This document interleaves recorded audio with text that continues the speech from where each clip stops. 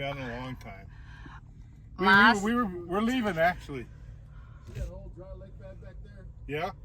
That's BLM. Oh, is it? Land Management. Oh, back there. Okay, how do I get there? Go back to the road and go down that road right there. Okay.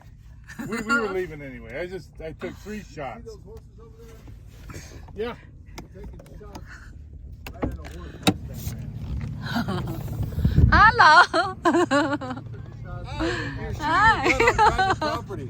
Yeah. Yeah. Sure, Good. Thank you. I didn't see any signs. Yeah, and there's a rescue, a Mustang rescue here. You're shooting a gun towards horses. Well, we A came Mustang off the rescue. highway, we didn't see anything, so I just picked this empty spot between that place and that place. Took about 4 shots. There are people that live out there. Not where I pointed the gun. Okay.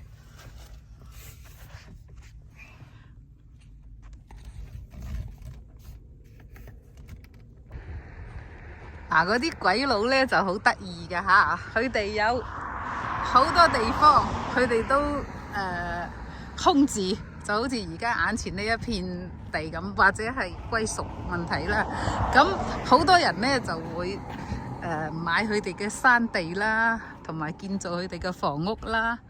然後咧就建喺半山腰或者山頂上，你估唔到呢片山石後邊佢會有嗱呢邊有個住屋啦，就好明顯啦嚇。咁佢哋係因為響公路邊個平地上邊嚇，呢邊好明顯。但係轉過嚟路嘅呢一邊，而家慢慢睇到啦嚇，山頂係有一間屋，咁離遠睇唔到㗎嚇，咁我哋要倒轉返，咁旁邊有個水塔，呢個水塔呢係儲水，咁點解我會知道佢哋有咁嘅作用呢？